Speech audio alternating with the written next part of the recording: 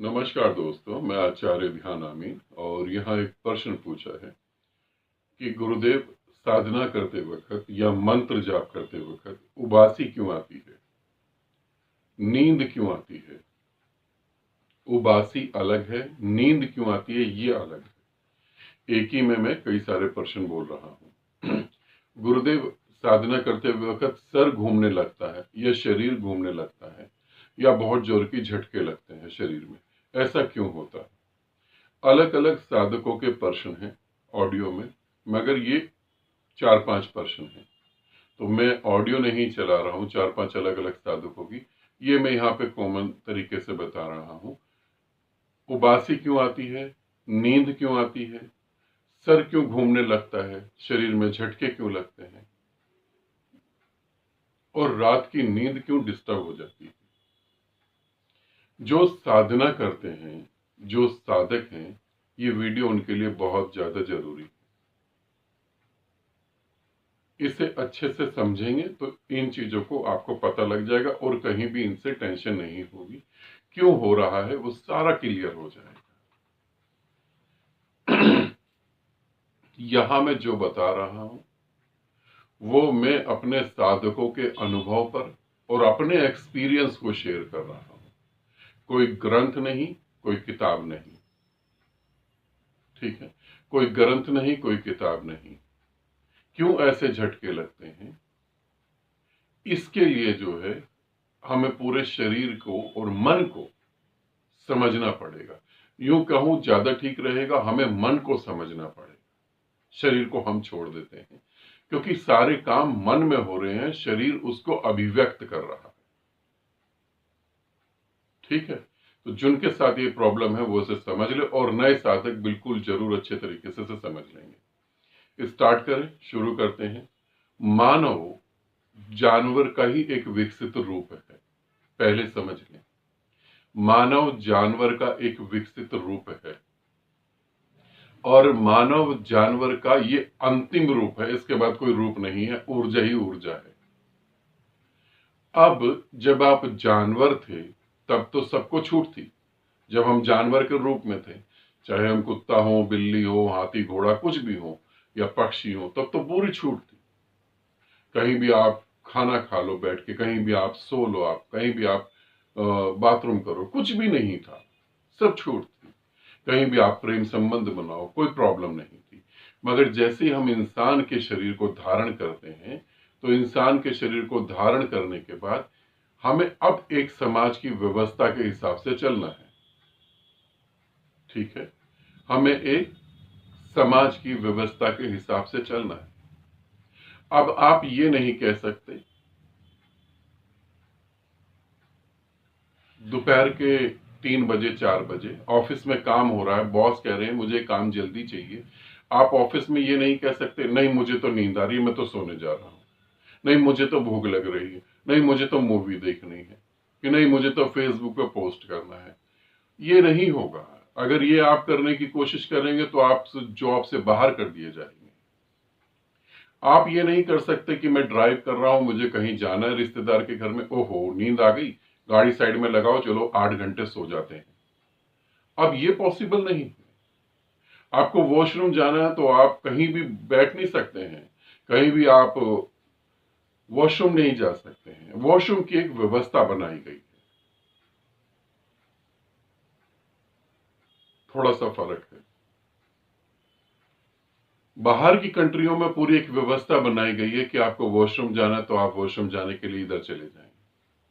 हिंदुस्तान में भी थोड़ी बहुत व्यवस्था बनाई है, मगर हिंदुस्तान में किसी को वॉशरूम जाना तो खुला पूरा, लोग कहीं भी बाथरूम करने लगते हैं, कहीं भी थूक देते हैं। तो हिंदुस्तान में ये बात लागू नहीं होती। हिंदुस्तान में थोड़ा सा भी ऐसा ही चल रहा है ना। इंडियन लोग जो हैं, हम इंडियन लोग इसी तरीके से जीवन जीते हैं, तो हमारे लिए कुछ नियम अब भी कम है।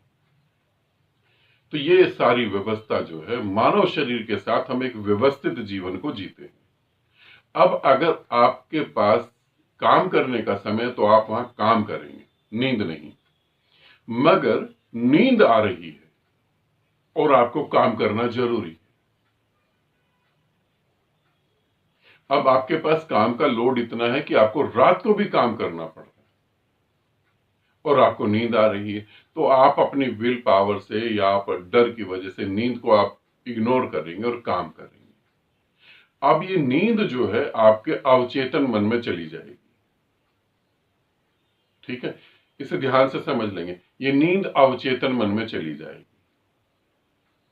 ठीक, इसी तरीके से आपको आलस आ रहा है, बॉस ने काम कह दिया, टीचर ने काम कह दिया, कोई भी आपके ऊपर जो बड़ा है उसने ये काम कह दिया कि ये आपको करना है और आपको आलस आ रहा, आपका मन नहीं कर रहा, तो वहां जहां आप पेमेंट लेके काम करते हैं वहां मन नहीं होता, काम होना चाहिए। तो वहां आप उस चीज को, अपने उस भाव को अवचेतन मन में दबा देंगे, वो वहां चला जाएगा। ठीक है, अब जब आप साधना करने बैठेंगे, पहले मैं नींद को और उबासी को बता रहा हूं, जब आप साधना करने बैठेंगे तो साधना करते वक्त मन को आप पूरी छूट दे देंगे। अब मन से कंट्रोल हटेगा, जहां मैं कहता हूं मौन हो जाए, तो वहां मन से कंट्रोल हटेगा, तो वहां उबासी आएगी। क्यों? क्योंकि उबासी आपके अवचेतन मन में गई हुई थी, इसलिए वो बाहर निकल रही है। उबासी आएगी, आपको ध्यान साधना करते वक्त नींद आने लगेगी। नींद आने का एक कारण यह है कि आपने कभी नींद को दबा दिया था। अब वो मन जब छूट मिली, मन को जब पूरी फ्रीडम मिल गई, तो वो नींद उभर कर बाहर आ गई। इसके अलावा भी बहुत सारे कारण हैं कि आप साधना करने से पहले खाना बहुत पेट भर के ओवर खा लेते हैं, पेट भर के नहीं, जरूरत से ज्यादा खा लेते हैं, और फिर आप साधना में बैठते तो आपको नींद आने लगती, खर्राटे लेने लगते। मेरे एक साधक हैं, वो हमेशा जब भी साधना, जब भी खाना खाने बैठते हैं, चाहे शिविर में हो चाहे वैसे घर में हो, वो खाना हमेशा ही ज्यादा खा लेते हैं और फिर उनके ये शिकायत है कि मुझे नींद आ जाती। तो नींद आएगी ही आएगी। तीसरा कारण जो है, आप साधना तो कर रहे हैं मगर साधना करने में आपका इंटरेस्ट ही नहीं है, आपको जबरदस्ती करना पड़ रहा है, तो वहां भी नींद आ जाएगी आपको। तो नींद आने के और भी बहुत सारे कारण हैं। मेन बेसिक कारण यह है कि साधना करते वक्त क्यों नींद आ जाती है, साधना करते वक्त क्यों आलस आता है और क्यों उबासी आती है। ठीक है, यहां तक क्लियर हो गया। अब साधना करते वक्त हमारा सर घूमने लगता है, हमारा पूरा शरीर घूमने लगता है और हमें बहुत जोर की झटके लगते हैं। तीनों चीजें अलग अलग है, झटका लगना अलग है, शरीर घूमना अलग है, सिर्फ सर घूमना अलग है। ठीक, अब इसको मैं समझा रहा हूं, इसे भी अच्छे तरीके से समझ लेंगे।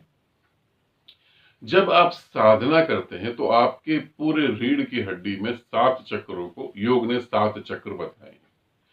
7 ऐसे पॉइंट हैं, आपकी फिजिकल रीढ़ में वो कोई पॉइंट नहीं है, साइकोलॉजिकल आपका जो सूक्ष्म शरीर है वो मेन है। वो सूक्ष्म शरीर का जो पॉइंट जो है वो टच करता है आपकी रीढ़ की हड्डी को, उसे हम चक्र कहते हैं। तो जब एक चक्र में ऊर्जा बहुत ज्यादा जागृत हो जाती है और वो ऊर्जा जागृत होने के कारण वो चक्र संभाल नहीं पाता, तो झटके लगने चालू होते हैं, तो बहुत जोर की झटके लगते हैं। और अगर और चक्र जो है, जैसे मान लें कि किसी के नाभि चक्र जो है वो जागृत हो रहा है और ऊर्जा मणिपुर चक्र पे जा नहीं पा रही, तो उसे झटके लगेंगे। अब किसी के थर्ड आई पे ऊर्जा चली गई और बाकी नीचे के चक्रों पे ऊर्जा नहीं काम कर पा रही, तो उसका सर घूमने लगेगा। हृदय पे ऊर्जा रुक जाती है या विशुद्धि पे ऊर्जा रुक जाती है और ऊर्जा आगे पास नहीं हो पा रही, तो आपका पूरा बॉडी घूमने लगेगा। जब एक चक्र पे लोड ज्यादा पड़ जाएगा, जब ऊर्जा ज्यादा जागृत हो जाएगी और वो आगे गति नहीं कर पाएगी, तो वो जगह घूमने लगेगी और झटके लगने लगेंगे। तो इस तरीके से ऐसे समझें।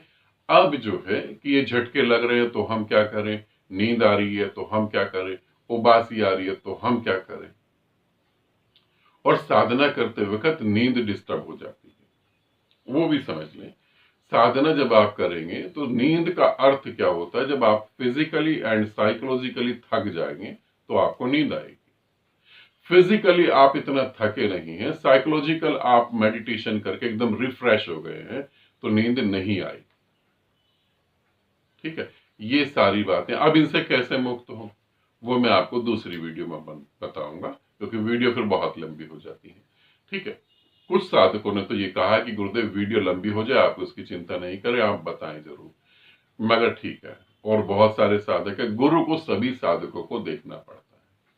तो ये किस कारण से होता है वो मैंने क्लियर करा है, इन कारणों को समझे, ग्रंथ में क्या लिखा है और लोग क्या कहते हैं। और यूट्यूब पे तो आजकल बहुत मुश्किल हो गया कि प्योरिटी में जो नॉलेज है वो आपके पास पहुंच पाए, क्योंकि यूट्यूब में तो मैंने ऐसा देखा कि एक नेचुरलपैथी वाला एक व्यक्ति है, वो नेचुरलपैथी का अपने आप को डॉक्टर बताता है कि मैं नेचुरलपैथी का डॉक्टर हूं, और वो ये भी बता रहा है कि कैसे कुछ सेकंड के अंदर आप पिछले जन्म जान सकते हैं। और नेचुरलपैथी में कोई भी ऐसा सब्जेक्ट नहीं है कि जो अध्यात्म को टच करे कि आप पिछले जन्म में जा सकते हैं। तो यूट्यूब पे तो इस समय ऐसा माहौल बना हुआ है कि लाइक ज्यादा होने चाहिए चाहे आप झूठ बोल दो। ठीक है, तो यूट्यूब में जो भी आप कोई भी नॉलेज वाली बातें समझे तो उसे पूरा ध्यान से समझें, अच्छे से समझें, कहीं ये ना हो कि जीवन मेंटली डिस्टर्ब हो जाए। ठीक, आनंदित रहें, सदा खुश रहें, बहुत बहुत प्रेम आप सभी को।